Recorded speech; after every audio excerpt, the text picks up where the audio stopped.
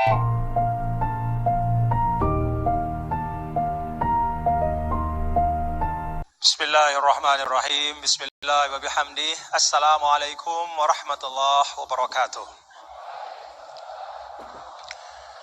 Alhamdulillah. Alhamdulillahilladzi an'ama alaina ni'matal imani wal islam. Segala puji hanya milik Allah yang mengkaruniakan kita nikmat iman wal islam. Wa jama'ana fi hadzal makan fi khairin wa lutfin wa afiyah, dan mengumpulkan kita, mendudukkan kita bersama, menyimpuhkan kita di majelis ini dalam keadaan sehat wal afiat. Wassalatu wassalamu ala sayyidina maulana Muhammad. Salawat dan salam hanya terlimpah sepenuh-penuhnya kepada Nabi yang mulia, Nabi besar Muhammad sallallahu alaihi wasallam. Wa huwal qail, dan beliaulah yang mengatakan, khairukum man ta'allamal Qur'an wa 'allamah. Sebaik-baik kalian adalah yang belajar Al-Quran dan kemudian mengajarkannya. Allahumma salli wa sallim wa barik alaihi wa ala alihi wa ashabihi wa man tabi'ahudah ila yaumiddin, amma ba'd. Yang sama-sama kita hormati dan kita muliakan guru kita yang sekarang tengah dalam perjalanan, yaitu Al-Mukarram Kiai Haji Bahauddin Nur Salim, Gus Baha.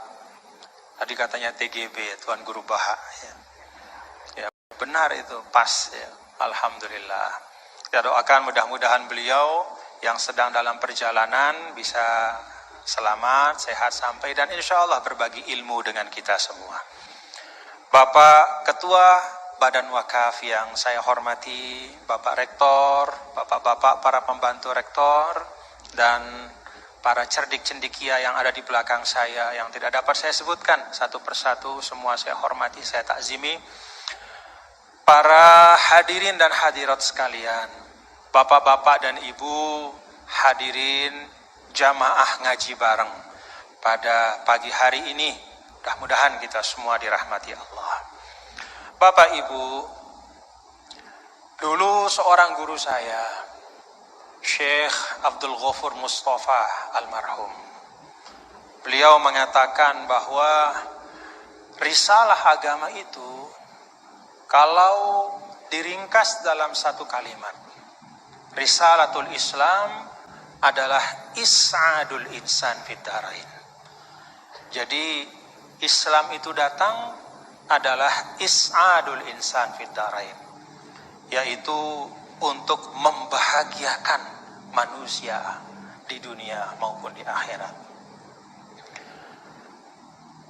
Beliau mengatakan semua maqasidus syariah, termasuk tentu sumber utama kita berislam, yaitu Al-Quran, dan juga hadis atau sunnah Rasulullah sallallahu alaihi wasallam, itu dihadirkan oleh Allah dalam ruang kehidupan ini. Al-Quran itu kan kalamullah yang qadim, ya. Kalamullah yang qadim itu bahkan yang melekat pada zat Allah. Tapi ya, kalamullah yang qadim yang melekat pada zatnya itu, Allah bermurah untuk menghadirkannya, ya, dalam wujud huruf-huruf, kata-kata, kalimat-kalimat yang kemudian menjadi sekumpulan ayat, lalu menjadi surah dan menjadi satu mushaf dalam 22 tahun lebih diturunkan kepada Rasul. Itu adalah untuk membahagiakan manusia. Ini perlu kita ingat, ya. Perlu kita ingat, karena memang terkadang, ya, bahkan bukan hanya orang yang tidak suka pada agama yang mengatakan agama itu menyulitkan atau memberatkan. Bahkan pun kadang kita sebagai umat Islam tanpa sadar kita juga menghadirkan agama dalam bentuk yang menyulitkan.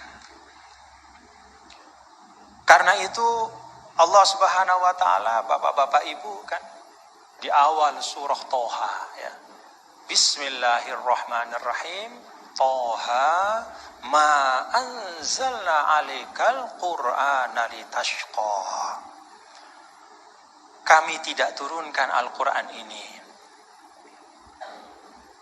untuk kemudian membuatmu itu kesulitan. Jadi Al-Quran ini bukan hendak memberatkan hidup kita, bapak-bapak ibu. Bahkan sebaliknya, Al-Quran itu dihadirkan oleh Allah is'adul insan, supaya kita bahagia, supaya kita senang. Maka kalau kita sebagai umat Islam hari ini atau kapanpun ya, merasa sumpek dengan keislaman kita ya, merasa berat di dalam kita sebagai seorang muslim, maka itu sama sekali bukan salah agama. Itu sama sekali bukan salahnya Al-Quran. Tetapi itu adalah kekeliruan kita di dalam beragama. Ulama mengatakan ada beragama yang keliru, yang namanya at-tadayyun al-ma'kus. Beragama tetapi terbalik-balik. Yang dipentingkan oleh agama itu ditinggalkan. Yang enggak terlalu penting justru dibahas habis-habisan.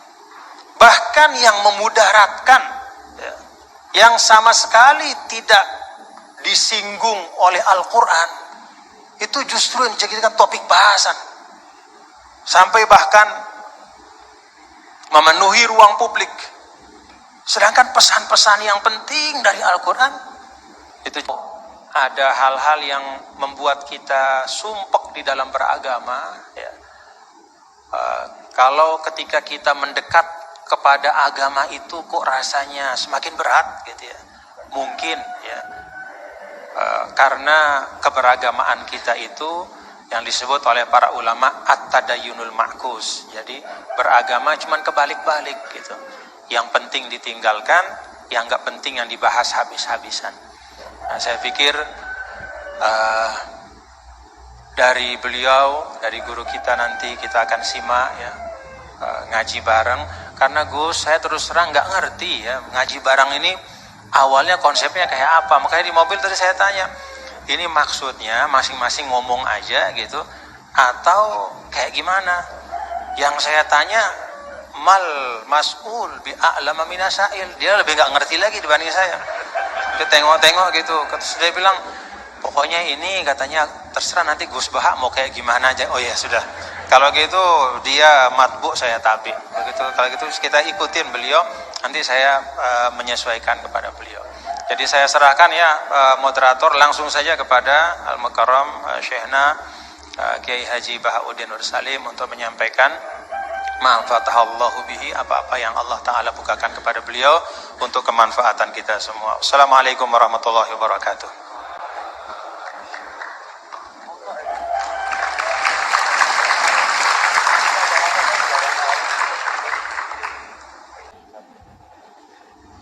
Alhamdulillah di ngaji bareng juga, gak ngerti polanya juga. Yang terhormat nih wonten Bapak Rektor, wonten Mas Zainul Masdi, wonten Ketua Badan Wakaf Mas Warsono Muhammad, dan saya hormati. Ini katanya untuk bahagia. Jadi saking pentingnya untuk bahagia itu sampai Allah itu kadang ngendikan hal yang gak penting, tapi menjadi penting karena untuk bahagia. Jadi kalau Allah tanya Nabi Musa ketika ketemu dipanggil itu, wa ma tilka biyaminika ya Musa, yang kamu bawa itu apa? Padahal ketika dipanggil itu kagetnya bukan main. Misalnya pegawai UI dipanggil rektor itu kagetnya bukan main. Bawaannya rektor itu mesti nyalahkan. Mesti pikirannya orang itu mesti ketua badan wakaf ya sama. Mesti mau negur atau apalah. Nah, bawaan orang dipanggil atasan itu grogi, maka Allah ngendikan yang rileks. Kamu bawa apa? Gitu. Yang kamu pegang tangan kanan kamu itu apa?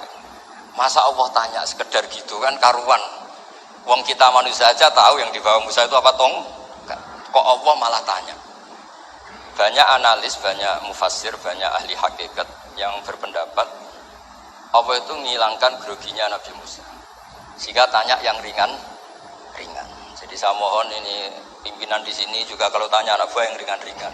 Wes sarapan. Bon. Jadi kalau sosokan disiplin itu bukan sunnatullah, saya jamin itu. Apalagi tanya saya, kenapa Gus terlambat? Mulai saya, pulang saya. Tuhan yang Tuhan saja sebaik itu kok. Rektor sama badan wakaf kok sekeras itu gitu. Jadi ini bukan gojlok supaya jadi orang yang dekat Allah gitu. Jadi ditanya, wa ma tilka biyaminika ya Musa? Kamu bawa apa ke sini? Yang di tangan kanan kamu itu apa? Nabi Musa jawabnya ya lucu ya sederhana. Ini tongkat Gusti. Tak pakai menggembala kambing, tak pakai ini itu. Bisa masih bilang dan lain-lain. Kayak laporan keuangan tuh, kalau susah nerangkan itu dan lain.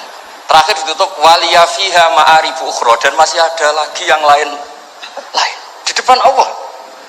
Kamu lapor audit di badan wakaf, diterima enggak laporan lain tadi? Ini teman saya lama ini. Saya di UI itu sudah lama, cuma inginnya dikenal Allah, tapi sekarang malah dikenal rektor. Aduh repot aja. Saya dulu dari anak Profesor Zaini itu mulai 2000, tahun 2000 dekat sekali dengan saya. Sering ke rumah saya, ke kontrakan saya karena diskusi tafsir. Dan saya ikhlas sekali tidak ingin dikenal rektor, badan wakaf siapapun. Karena keluarga saya itu, bapak saya itu wali. Jadi kalau wali itu kepinginnya dikenal Allah. Tahu-tahu diturunkan derajatnya, disuruh kenal rektor, kenal badan wakaf. Jadi ini ada pemakhlukan. Ya ada pemakhlukan. Turun dulu baru naik. Ya. Jadi saya artinya gini, saya di sini itu sohibul bait. Jadi tadi Mas Majdi itu keliru kalau nanti saya ngisi, saya ini sohibul bait, nanti yang ngisi ini. Maksudnya seperti itu maksudnya. Jadi karena tuan rumahnya saya Pak Warsono. Ya ini tamu ya.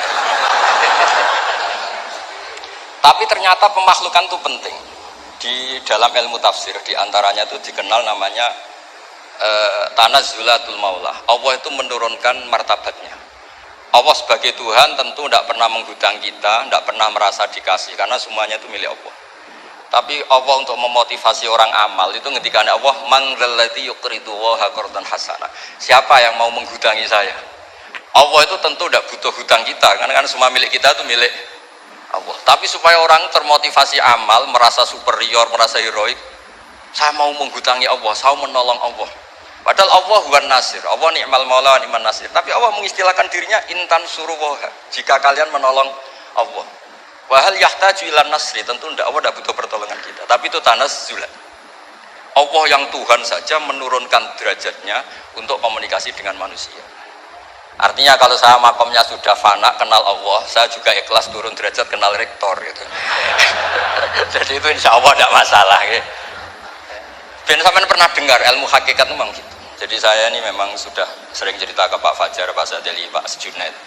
Saya ini sudah daftar ingin jadi resi lah. Saya sudah nggak pernah keluar, saya di rumah ngaji.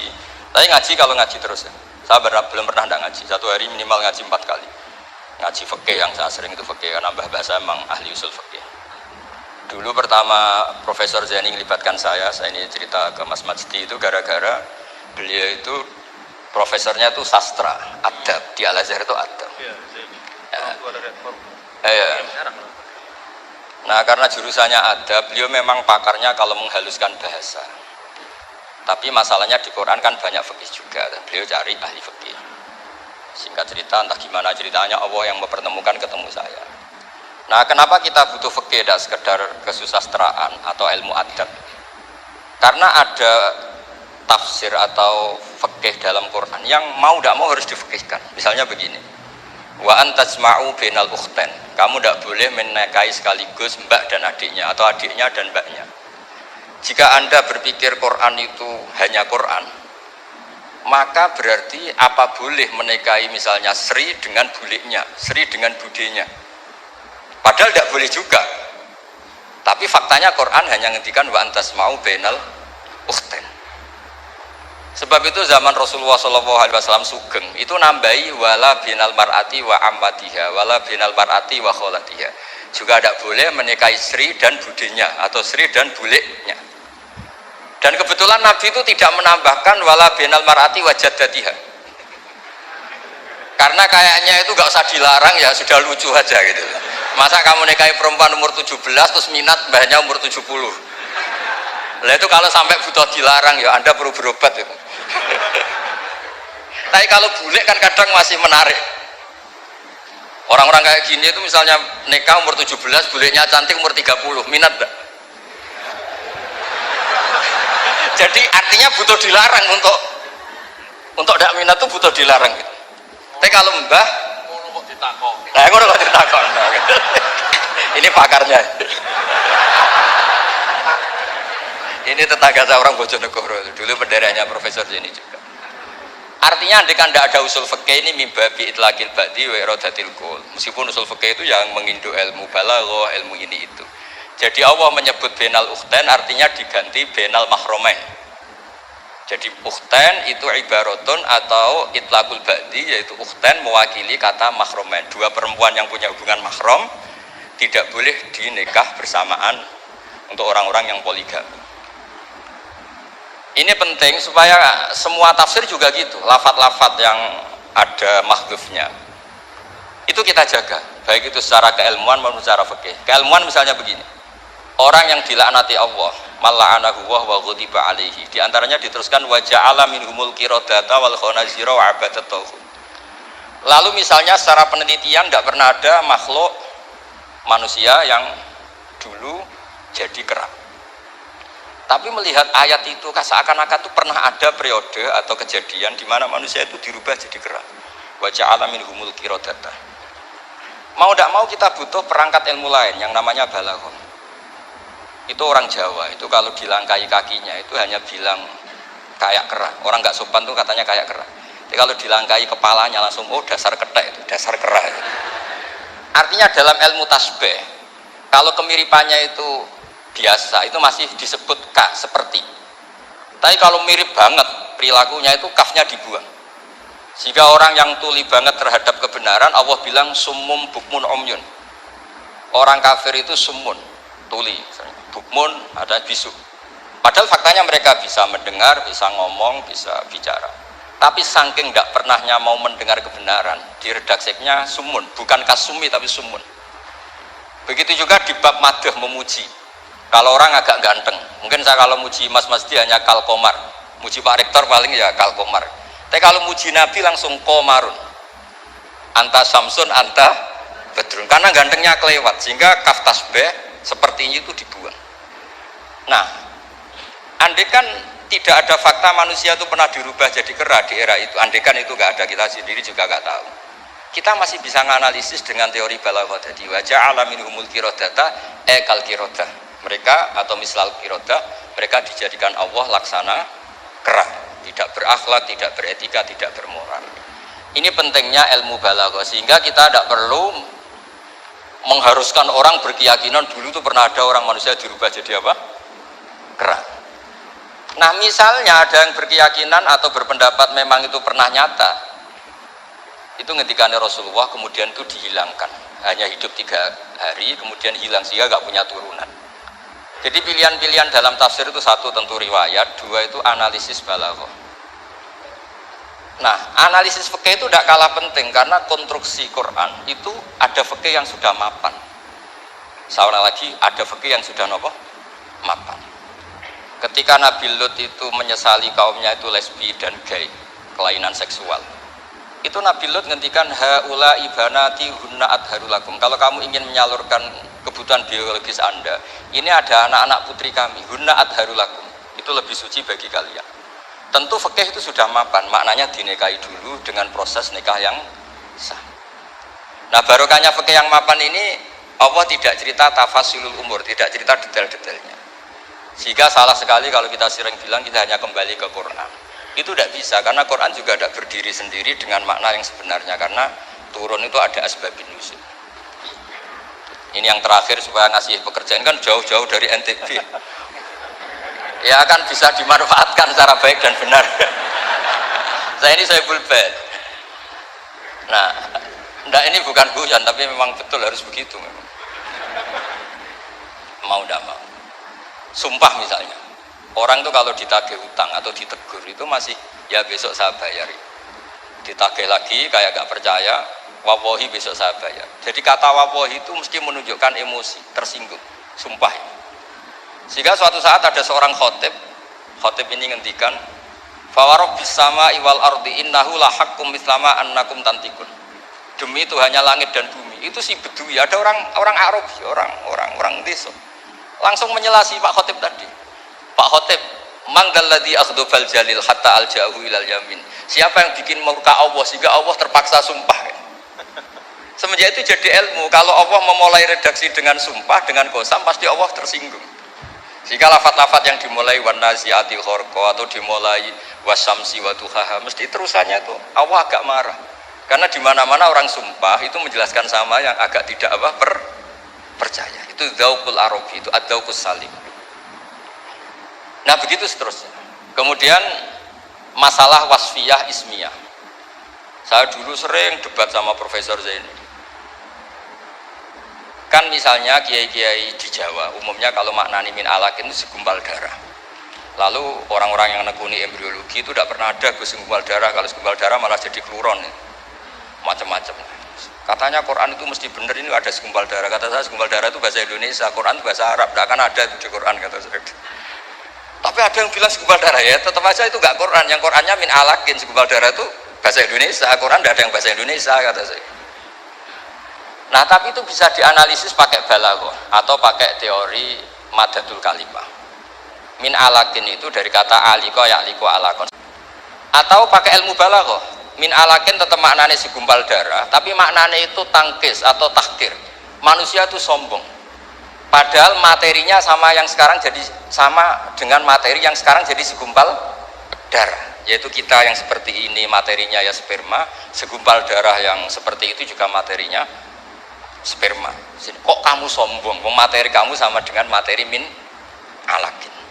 Itu persis dengan adatul Arab kalau sedang mencibir orang yang sombong. Itu kalau orang Arab bilang antal ladzi kharajta min makhrajil bauli marratan, kata orang Arab.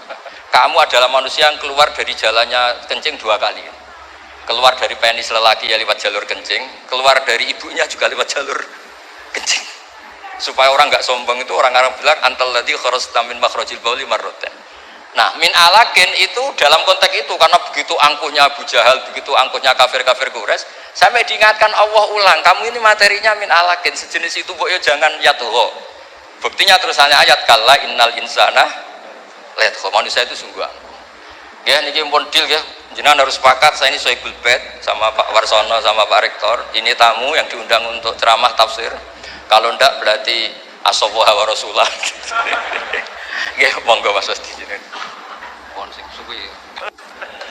Terima kasih Gus. Jadi nanti kita balik lagi ke Gus Baha ya.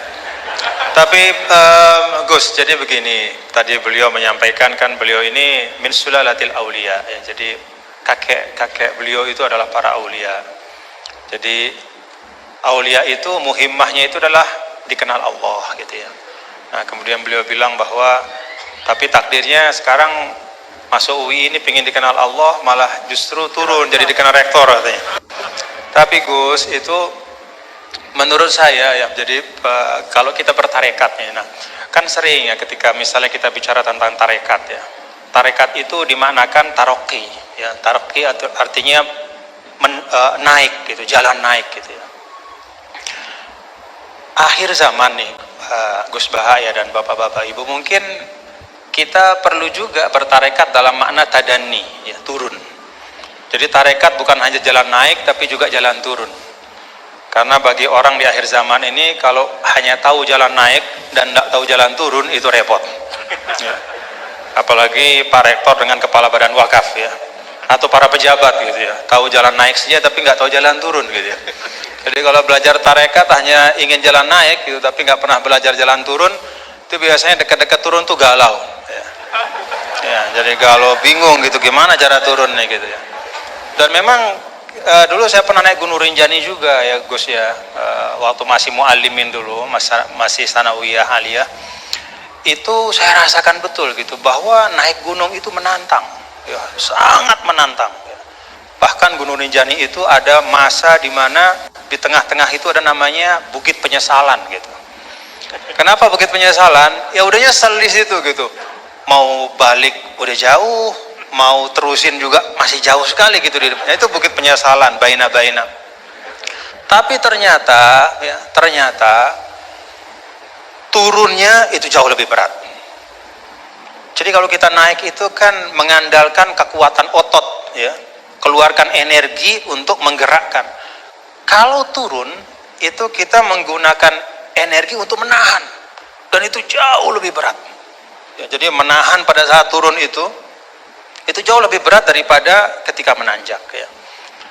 Dan ya pada waktu itu ya saya kena musibahnya pada saat turun gitu ya. Jadi artinya memang bahwa dalam kehidupan ini kita belajar naik dan juga belajar turun. Jadi tarakat itu taroki wa tadani gitu ya. Dan kalau sudah turun ada masanya juga naik. Jadi Gus Baha tadi kenal rektor, nanti kenal kepada Allah lagi, balik lagi kepada niat semula insyaallah. Nah, saya ingin sampaikan nih, beliau tadi sedikit sekali ya, dalam waktu yang sangat singkat, tapi itu menyampaikan hal-hal yang sangat penting ya. Saya nggak tahu nih, dipahami nggak apa yang beliau sampaikan tadi nih? Dipahami nggak? Mulai balaghah, kemudian madah. Ngerti nggak madah itu? Madah itu apa? Madah itu pujian-pujian ya. Bagaimana turuku ta'bir ya, asalibu ta'bir ya, bagaimana orang Arab itu mengungkapkan ya perasaan mereka, mengungkapkan harapan mereka ya, bagaimana mereka memilih diksi-diksi dalam komunikasi mereka, itu mewarnai Al-Qur'an. Jadi beliau ini tadi ketawa-ketawa ya, bapak-bapak juga ketawa-ketawa semua ya. Tapi yang disampaikan itu sudah bahan kuliah buat dirosat ulia, itu buat pasca sarjana itu. Ya, jadi alhamdulillah. Nah, silakan nanti dielaborasi masing-masing. Tapi yang ingin saya sampaikan begini, ada catatan saya terhadap apa yang beliau sampaikan. Pertama, apa yang beliau sampaikan itu menegaskan ungkapan wa'tul buyuta min abwabiha. Masuklah ke rumah melalui pintunya.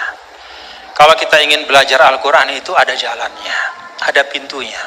Tadi beliau sudah sampaikan, ada tafsirul Qur'an bil Qur'an, ada riwayat, kumpulan riwayat ya. Bahkan Al-Quran juga menegaskan sebagian satu sama lain itu saling memperkuat, saling membantu. Jadi kalau kita misalnya bertanya-tanya, "Waman a'rada an dzikri fa inna lahu ma'isyatan dhanka wa nahsyuruhu yaumal qiyamati a'ma." Kata zikri itu maksudnya apa gitu? Karena kata zikr itu kan dalam Al-Quran luas ya. Apakah zikr itu adalah zikrullah, subhanallah, alhamdulillah, wa la ilaha illallah, sehingga ayat itu artinya siapa saja yang berpaling dari mengingat Allah maka hidupnya akan menjadi sempit, akan sumpek, akan resah. Atau zikri di situ maknanya adalah Al-Quran ya. Sehingga artinya adalah barang siapa yang memalingkan dirinya dari pesan-pesan Al-Quran maka hidupnya akan disorientasi. Bagaimana kita mengambil pilihan di antara dua makna? Nah, kita lihat. Qala rabbi lima hasyartani amma wa qad kuntu basyira qala kadzalika atatka ayatuna fanasitaha wa kadzalikal yauma tunsa. Lalu orang itu mengatakan di akhirat, "Ya Allah, bagaimana mungkin kok saya dibangkitkan dalam keadaan buta padahal di dunia saya melihat." Kemudian Allah mengatakan, "Qala kadzalika," itu balasan yang setimpal, "atatka ayatuna fanasitaha." Telah datang kepadamu ayat-ayat kami lalu kau lupakan. Nah, dari ayat ini maka ulama menafsirkan kata zikri, oh yang dimaksudkan dengan zikri itu adalah ayatuna, yaitu Al-Quran. Nah, ini yang disebut dengan Al-Quran yufassiru ba'duhu ba'duhu, dia saling menafsirkan. Baik itu penafsirannya datang segera setelahnya ataupun di ayat-ayat yang lain seperti yang Al-Mukarram Ki Haji Bahauddin sampaikan. Ada yang di bagian yang lain, baik itu secara nas, secara sharih ataupun secara dilalah, secara tunjukkan isyarat. Ketika misalnya Nabi Adam alaihissalam, Allah Ta'ala sampaikan apa? Fatalaqa Adam min rabbih kalimat. Allah Ta'ala memberikan, Adam menerima dari Tuhannya kalimat. Fataba alaih. Dengan sebab kalimat yang dia ucapkan itu, Allah ampuni dosanya, kekeliruannya. Apa kalimat itu? Oh, ada di ayat yang lain. Rabbana zalamna anfusana wa illam taghfir lana wa tarhamna lanakunanna minal khasirin. Itu pintu memahami Al-Quran. Tadi Gus Bah bilang sampaikan, ada pintunya. Baik itu pintunya adalah riwayat-riwayat dari Al-Quran, dari hadis juga beliau sampaikan tadi. Al-Quran nggak dibiarkan sendiri oleh Rasul, tapi didatangkan hadis untuk menyempurnakan. Bahkan ketika dulu ada orang ya, yang mengatakan ini bukan zaman sekarang, zaman dulu sekali, ba'das sahabah, zaman tabi'in. Saya lupa, mungkin Gus Bah yang ingat riwayatnya secara persis. Ada yang datang kalau tidak salah kepada Al-A'mash, seorang imam besar namanya Al-A'mash. Lalu orang itu mengatakan, ya imam, kenapa kita capek-capek Anda ajak kami untuk baca hadis? Kenapa Anda ajak kami untuk mendiskusikan hadis panjang-panjang? Bukankah sudah ada Al-Quran di tengah-tengah kita? Ngapain lagi? Apa kata Amash? Ya ahmaq. Pak, atajidu, apakah kamu temukan dalam Al-Quran itu ada sholat 5 waktu secara terperinci? Gak ada. Nabilah yang menegakkan amanah untuk menjelaskan sholat 5 waktu itu kayak apa, banyak rakaatnya seperti apa, waktunya gimana, kaifiyatnya seperti apa. Bahkan sebelum sholatnya pun Nabi ajarkan isbagul wudunya kayak apa. Bahkan tidak hanya yang wajib-wajib dalam wudu, madmadah istinsyaknya pun, kumur-kumurnya masukin air ke hidung, semua diajarkan sama Nabi. Maka Amash mengatakan, dari sisi ini Al-Quran lebih butuh kepada hadis daripada hadis kepada Al-Quran. Dari sisi bahwa hadis itu menguraikan, menjelaskan, dan menyempurnakan, menambahkan, melengkapi, bahkan yang tidak ada di Al-Quran.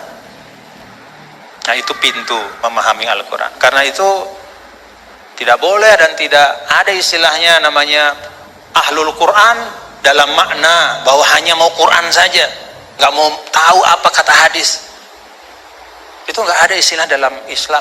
Ilmu yang muktabar selalu Al-Quran bersama dengan hadis Rasulullah SAW. Lalu yang kedua pintunya apa? Ya asbabun nuzul. Tadi juga disinggung selintas oleh guru kita bahwa ada sebab-sebab dari turunnya Al-Quran, ayat-ayat Al-Quran.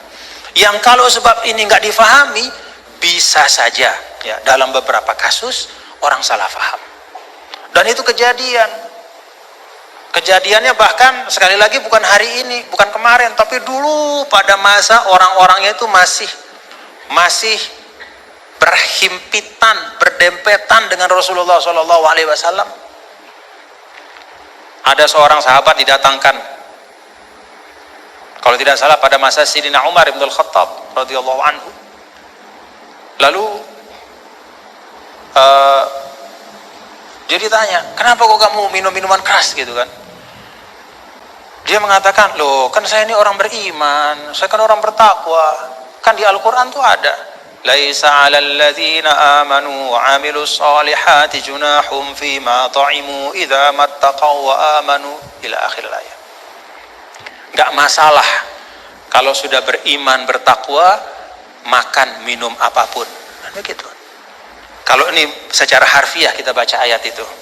Lalu karena dia baca ayat itu saja, dia beranggapan, oh berarti makan minum udah bebas karena sudah beriman bertakwa. Nah saat itulah kemudian diluruskan bahwa ayat ini sabab nuzulnya adalah ketika ada sebagian sahabat yang datang kepada Rasulullah SAW dan bertanya, ya Rasulullah, ada teman-teman kita yang sudah meninggal, mereka syuhada pada saat perang-perang, mereka mati syahid, mereka meninggal sebelum turunnya ayat yang mengharamkan khamar. Bagaimana nasib mereka ya Rasulullah? Padahal mereka meninggal dalam keadaan masih minum khamar. Jadi meninggal ya masih minum karena memang belum turun pengharaman. Maka turunlah ayat ini menjelaskan. Oh, kalau memang orang nggak tahu, belum ada taklif kepada dia, nggak dosa. Nah, sebagian ulama kemudian menarik ayat ini juga ke masa sekarang. Ya.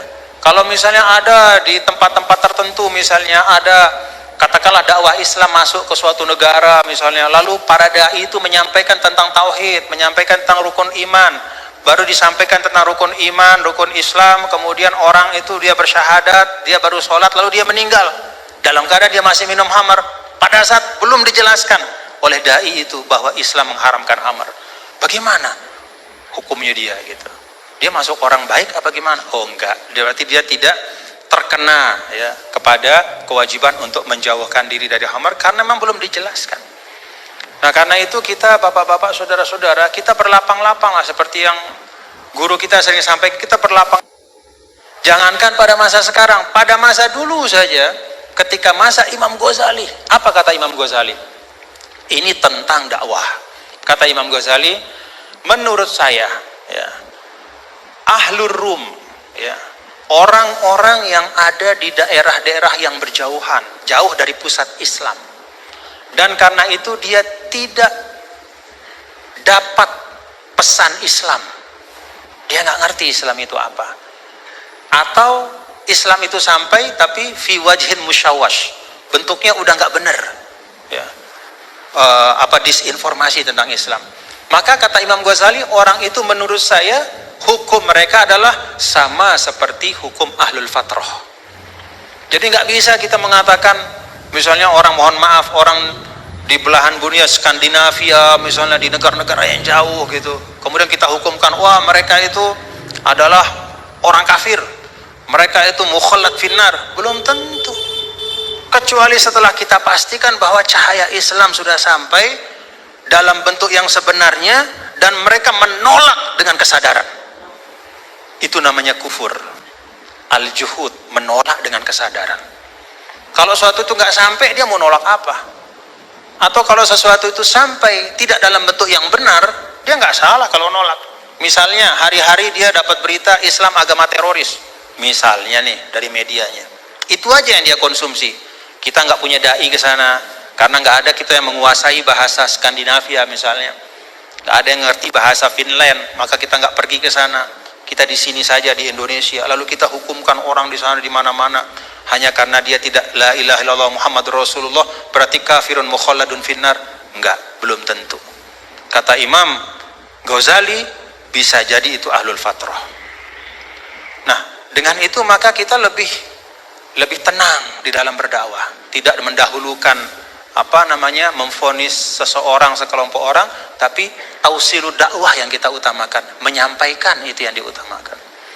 Nah, tadi beliau menyampaikan itu tentang sabab nuzul.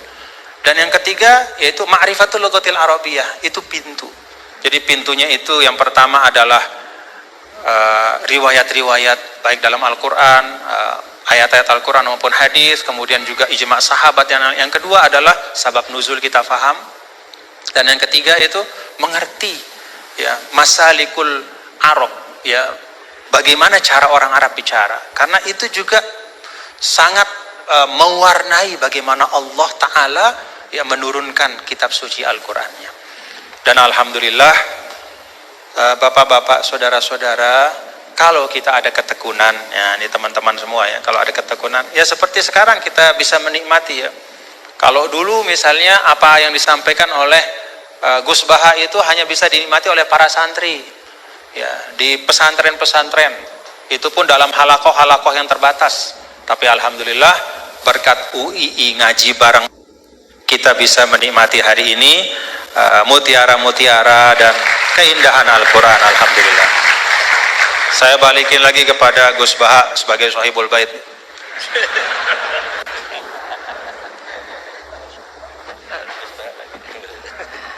Bismillahirrahmanirrahim. Meneruskan konstruksi ayat, ya. Misalnya begini, Anda jangan langsung menyalahkan Nabi Adam. Saya ini sering kampanye untuk membela Nabi Adam, karena banyak kiai yang cerita Nabi Adam itu salah melulu. Nanti kan kita di surga kan nggak perlu ngajukan kredit, nggak perlu punya istri cantik yang minta ke mall, karena kelebihannya bidadari itu cantik, nggak minta belanja. Sudah gitu di madu juga nggak protes. Tapi kalau di dunia itu sudah minta belanja, di madu protes. Nah, jadi, tapi kenapa Nabi Adam akhirnya keluar dari surga dan kita menyalahkan hanya demi kepentingan supaya tadi punya istri cantik, tidak minta uang apa belanja dan boleh dipoligami mau. Di konstruksi ayat itu tidak ditampakkan, tapi semua ahli tafsir tahu. Misalnya fadallahuma bighurur, setan menipu Adam dan Hawa dengan curang. Gurur itu nipu. Jadi kalau ngaji nipu itu mulai dulu itu ya gurunya setan itu. Jadi Nabi Adam itu di surga dengan penuh limpahan anugerah. Buah apa saja ada, makanan apa saja ada, enggak bayar. tempat mewah leg juga nggak bayar. Kalau Anda di hotel leg sedikit aja bayarnya minta ampun. Akhirnya setan tuh pura-pura nangis terseduh. Akhirnya Nabi Adam menghampiri, kenapa kamu nangis? Saya ini iba sama kamu, kasihan. Nikmat begini nikmat, pada akhirnya Anda ini mati, karena Anda manusia pasti mati. Kasihan sudah senikmat ini kemudian Anda mati. Pura-pura nangis, jadi lama ya nangis, acting itu. Akhirnya Nabi Adam tanya, lalu solusinya gimana? Ya terus setan tinggal numpangi, hal adulluka ala syajaratil khuldi wa mulkil la yablad. Kamu mau tak kasih vitamin makan pohon khuldi? Nanti kalau kamu makan itu terus abadi. Jadi terus setan, Nabi Adam mulai ragu ya, tapi Allah melarang saya makan pohon khuldi itu, syajaratul khuldi itu.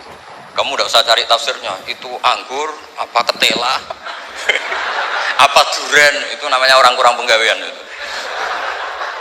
itu gak penting. Ketika Allah tidak jelaskan detail, itu berarti detailnya itu tidak penting. Kamu sok penting nyari itu apa itu. Allah saja tidak menjelaskan, kok kamu yang manusia mau menjelaskan. Akhirnya Nabi Adam tanya, apa betul Allah itu melarang saya makan itu? Terus Allah cerita, wa qasamahuma inni lakuma laminan nasihin. Terus setan itu cerita, demi Allah saya tahu info terbaru bahwa sekarang nggak apa-apa. Jadi hukum terbaru itu. Singkat cerita, Nabi Adam makan. Ketika makan, berarti setan salah karena menipu Nabi Adam, Adam salah karena makan pohon khuldi tadi. Apa yang terjadi? Allah manggil Nabi Adam. Adam, kenapa kamu makan itu? Bukankah pohon-pohon yang lain, buah-buah yang lain itu cukup? Kenapa kamu makan yang saya larang itu? Terus jawab Nabi Adam ini yang unik, yang kita harus bela Nabi Adam ila yaumil qiyamah. Wa izzatika ya Rabbi ma adzunnu anna ahadan yahlifu bika kadiban. Demi kehormatanmu ya Allah, ketika engkau disebut oleh setan, saya tidak pernah mengira ada orang berani mencatut nama engkau kemudian dia bohong. Ini contohnya Pak Fajar ini, sama temannya yang paling sering bohong itu dia nggak percaya, tapi meskipun sering bohong kalau dipanggil Pak Rektor ngecek ulang apa enggak, kalau kalimatnya dipanggil Pak Rektor pasti nggak ngecek ulang, meskipun teman yang sering bohong pasti langsung nyari Pak Rektor. Saya misalnya sebagai murid Mbah Maimun punya teman yang sering bohong sekalipun, terus bilang Gus dipanggil Mbah Maimun, pastilah langsung ke sana, karena disebut nama itu orang sudah ada berpikir jelimet. Ketika engkau disebut ya Allah, saya tidak pernah ngira ada orang mencatat nama engkau kemudian dia bohong. Sehingga Allah itu haru sama Nabi Adam. Makanya Nabi Adam itu diusir. Ini meneruskan ayat yang dibaca Mas Masjid tadi. Diusir tapi disangoni. Dam, secara prosedur hukum kamu harus saya usir karena kamu melanggar. Tapi tak sangoni, lucu kan? Tak sangoni. Kamu baca ini ya. jadi unik. Makanya ayatnya fatalaqqa Adamu mir Rabbi, bukan jadi unik. Makanya ayatnya fatalaqqa Adamu mir Rabbi, bukan kreasinya Nabi Adam. Kalimat itu bukan kreasi Nabi Adam, tapi hadiah sama Allah. Ini kamu secara laturan tak usir, tapi tak sangoni, ini dibaca nanti. Tapi Nabi Iblis tidak disangoni, karena memang dia penipu betul. Sudah gitu akting pura-pura nangis, pura-pura ini itu, jadi bener-bener penipu ulung. Makanya sekarang pun kalau penipu itu memang harus sopan, harus nangis, itu cara untuk karena sanatnya penipuan memang begitu, sanat awalnya memang begitu, pura-pura nangis terus pura-pura itu. Jadi itu memang cara paling efektif untuk apa? Nipu. Ada sanatnya. Nah, lalu kenapa ada hadis mangqala la ilaha illallah dakhalal jannah? Ini terakhir, terus nanti Mas ngendikan terus doai sekalian. Perintah Sohibul Bait, bukan permintaan, perintah. Perintah itu bukan berarti tidak sopan. Memang bahasa Indonesia itu gitu. Permohonan itu mesti diabaikan. Kalau perintah itu agak tegas. Bukan masalah. Jadi begini.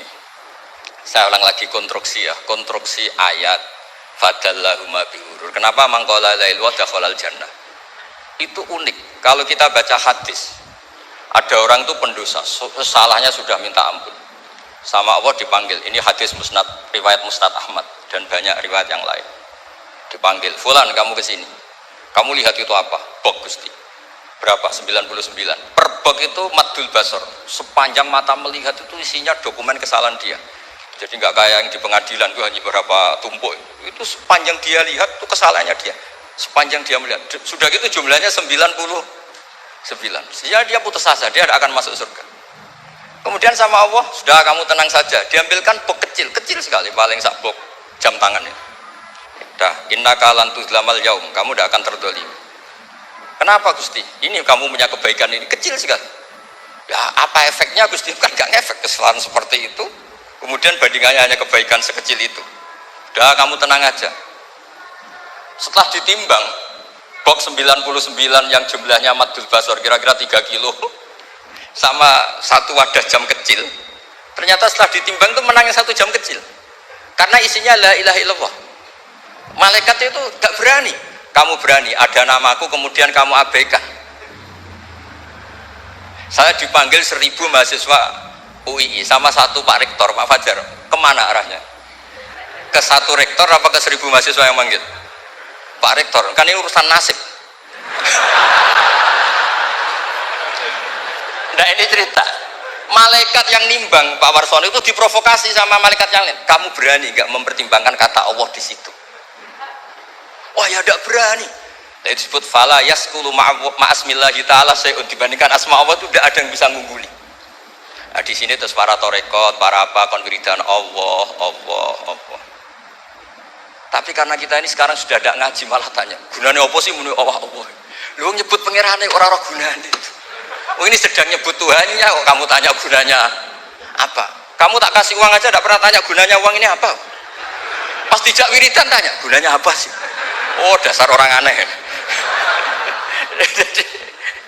jadi logis. Nah Nabi Adam juga sama, ketika disebut asma Allah itu nggak mikir yang lain, apa setan itu penipu apa enggak, sudah grogi yang manggil Allah langsung. Nah, makanya saya mohon kenapa kita memahami mangkana akhiru kalamihi Allah la ilaha illallah dakhalal jannah, karena dengan itu malaikat nggak berani macam-macam. Jadi nanti kalau Anda ketemu malaikat tukang hisab, ayo silakan abaikan nama Allah. Kalau kamu berani berarti tidak malaikatnya Allah. Masa namanya Allah gak dipertimbangkan? Ya tadi misalnya dosen-dosen UI ada undangan seminar menjanjikan. Enggak seminar menjanjikan tapi yang manggil rektor, milih mana? Kira-kira saja. Milih rektor kan? Karena ini nasib berkelanjutan kan kalau seminar kan. Apalagi ini asmane Allah. Nah, makanya Nabi ngendikan fato satisi jilat wasakula ismuwah. Kemudian bok kesalahan tadi jomplang kalah. Kemudian yang menang hanya asmanya Allah Subhanahu wa ta'ala. Makanya terus disebut sudah Nabi ketika tanya amal apa paling baik ya Rasulullah, gini dzikrullah fisri wal alan gini-gini. Dan kamu mati dan kamu hidup walisanu katorbun, kamu harus selalu ingat Allah Ta'ala. Jadi ini saya sekarang itu sudah biasa ingat Allah terus disuruh ingat rektor, ya muka-muka itu tugas dari Allah juga. Saya tidak tahu apa benar apa tidak tahu.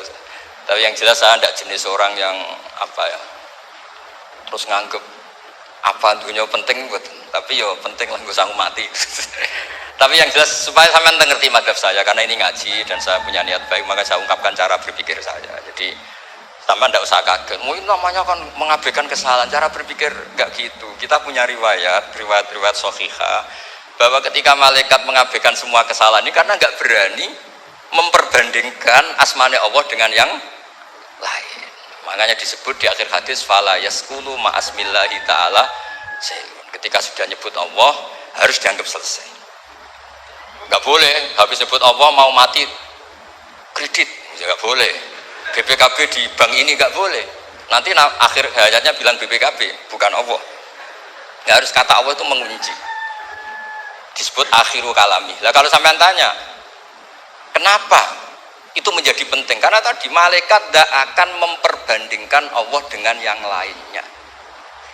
Makanya ketika ulama-ulama sufi, kalau kamu habis salah istighfar, nanti di sohifah kamu akan ditulis habis salah. Terus di belakang ditulis, tapi setelah itu dia bilang astagfirullahaladzim. Nanti malaikat tinggal aja kamu teror. Kamu mempertimbangkan Allah apa yang itu? Ini tak ajari ini. Kalau tepak ya kamu didengar, kalau tidak malah digebuki. Tidak tahu saya. Tapi itu ijazah resmi ini hari ini. Hadisnya akurat. Ijazah. Nggih ngoten mawon kok nak kesuwen kepinteran nyanyi kula. Assalamualaikum warahmatullahi wabarakatuh.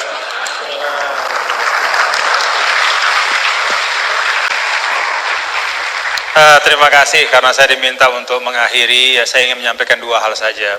Pertama, saya garis bawahi yang beliau sampaikan baru, bahwa kalau Allah tidak berepot-repot ya dan tidak mendetil-detilkan sesuatu, ya berarti itu tidak terlalu perlulah ya. Jadi jangan kita sok merepot-repotkan diri ya mendetil-detilkan sesuatu yang Allah Ta'ala justru tidak detilkan.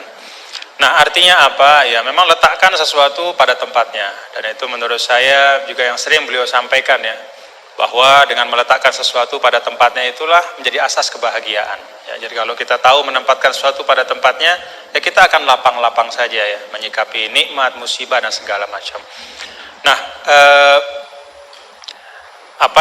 kalau kita lihat nih, pertanyaannya apa sih yang dipentingkan oleh Allah dalam Al-Quran ya? Kalau kita lihat, ya tentu Allah Ta'ala yang maha tahu apa-apa yang paling penting, yang paling utama ya, pokok-pokok akidah, kemudian pokok-pokok ritual ibadah. Tapi kalau kita menggunakan pendekatan kuantitatif ya, salah satu yang sangat dipentingkan oleh Allah dalam Al-Quran adalah ranah muamalah. Jadi ranah muamalah itu luar biasa dipentingkan oleh Allah dalam Al-Quran ya. Kalau kita lihat misalnya dari sisi panjang pendeknya ayat saja, 282 Al-Baqarah itu ayat paling panjang dalam Al-Quran adalah tentang transaksi hutang piutang ya, itu muamalah. Dan salah kalau kita misalnya menanggapi atau mempersepsi bahwa urusan utang piutang itu urusan dunia belaka. Enggak ya, buktinya Gus Bah tadi nyampaikan beberapa hal tentang utang piutang dalam mengaji barang ini, berarti sesuatu yang penting. Nah, dalam ayat itu juga disampaikan di akhir ayat tentang hutang piutang itu apa? Wattaqullah wa yu'allimukumullah. Wattaqullah wa yu'allimukumullah. Jadi bahwa muamalahmu, transaksi keuanganmu, hutang piutangmu, hal ihwal tentang keuangan itu menyangkut takwa juga gitu. Itu menyangkut takwa juga. Itu bagian dari ekspresi bertakwa kita. Hutang yang benar, menulis dengan baik, membayarnya juga dengan baik, berhutangnya pun kalau memang betul-betul butuh dan seterusnya. Dan banyak lagi di dalam Al-Quran ayat tentang muamalah. Nah, saya sering sampaikan ya, bapak-bapak saudara, kalau kita misalnya menggunakan pembagian yang walaupun kita bisa perdebatkan lah ya tentang validitasnya 100%, tapi ada pembagian yang sederhana oleh para ulama. Pertama, dalam Islam itu ada yang disebut dengan ruang akidah ya. Yang kedua ruang ritual ibadah, dan yang ketiga adalah ruang muamalah. Semuanya itu tentu dalam makna semuanya hidup adalah ibadah, tapi kalau dibagi, ruang akidah itu terkait dengan rukun-rukun iman kita, keyakinan-keyakinan pokok. Itu sifatnya tauqifi, nggak boleh dikreasikan. Jadi apa yang Allah Ta'ala sampaikan, yang berikan ya seperti tadi disangoni Nabi Adam, fatalaqa Adam berkalimatin fataba alaih ya Rabbana zolamna, ya itu sudah sangon dari Allah ya. Iman itu ya kayak begitu, kita disangoni, diberikan, ditegaskan, dibatasi. Lalu ritual ibadah juga sama, sifatnya tauqifi. Nah, pada saat muamalah itu sifatnya beda, sifatnya itu ijtihadi ibada'i. Jadi sifatnya itu kita dikasih prinsip oleh Allah, ruang muamalah kehidupan ini namanya sosial, politik, budaya, ekonomi ya, kita diberikan prinsip, tetapi perinciannya itu diserahkan kepada kita. Bagaimana kita memprosesnya supaya bisa menghadirkan kemanfaatan dan kemaslahatan untuk semua tanpa menghilangkan prinsip-prinsip itu. Nah, jadi kalau kita dalam konteks misalnya yang beliau sampaikan tadi ya, semua hal-hal yang ada ini selain daripada akidah dan ritual ibadah itu kan muamalah. Maka prinsipnya adalah kita saling melengkapi gitu, dan saling mengisi dalam kebaikan. Nah, kemudian yang kedua, yang terakhir, ulama juga mengatakan begini, ketika kita belajar Al-Quran, maka kita juga belajar tentang lawazimul makna atau lawazimul faham. Ada satu kefahaman dari ayat, nah konsekuensi dari kefahaman itu apa ya, nah itu beliau tadi juga sudah sampaikan berulang kali.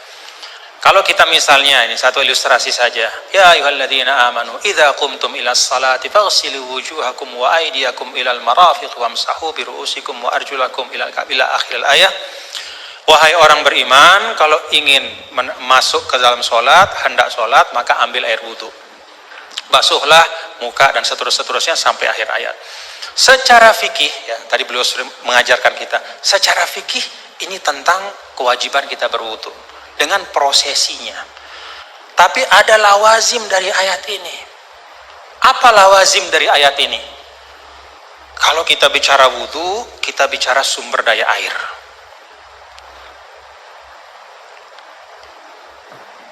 Kita bicara tentang wudhu, kita bicara tentang ekosistem kehidupan. Nggak ada wudhu tanpa air. Kalau wudhu tanpa air, tayamum namanya. Nggak ada wudhu tanpa air. Maka apa arti lawazim dari ayat ini? Jaga sumber daya air itu. Kalau dalam konteks misalnya pasal 33 Undang-Undang Dasar 1945, apa kata sumber daya alam dan semua yang menyangkut hajat hidup orang banyak dikuasai oleh negara, itu juga bagian dari lawazim makna ayat ini. Dalam arti apa? Negara, kita semua secara kolektif, ayo kita jaga sumber daya air, tidak boleh dimiliki hanya oleh sekelompok kecil saja sehingga orang kesulitan untuk memanfaatkannya, dan pada ujungnya jangan-jangan nanti bisa orang kesulitan untuk menegakkan sholat karena nggak bisa wudhu karena sumber daya air itu dikooptasi oleh kelompok tertentu misalnya. Itu lawazimul ayat. Ketika Allah Ta'ala misalnya, ya ayyuhalladzina amanu idza nudiya lis-salati min yaumil jumu'ati fas'au ila dzikrillah wa dzarul bai'.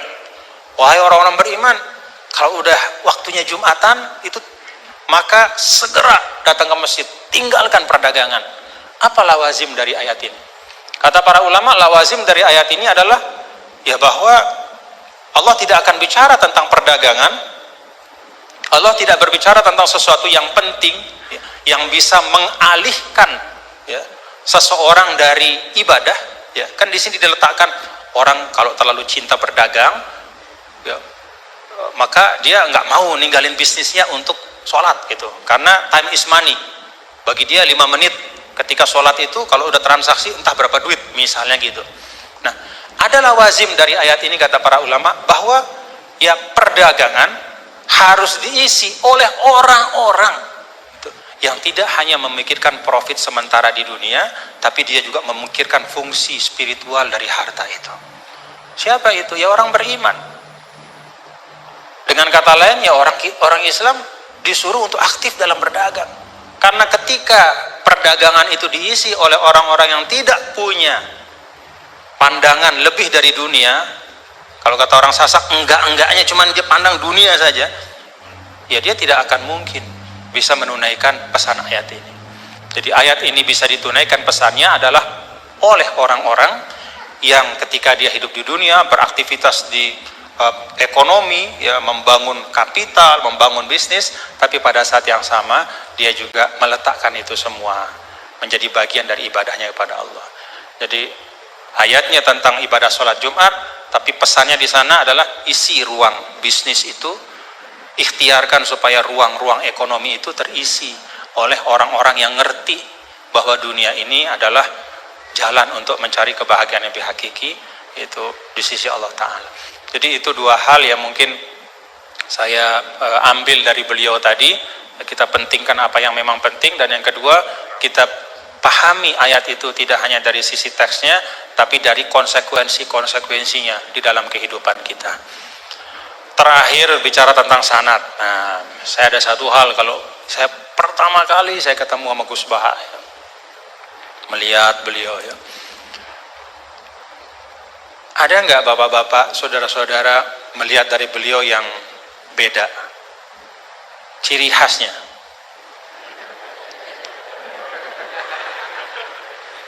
Ciri khasnya beliau itu gini.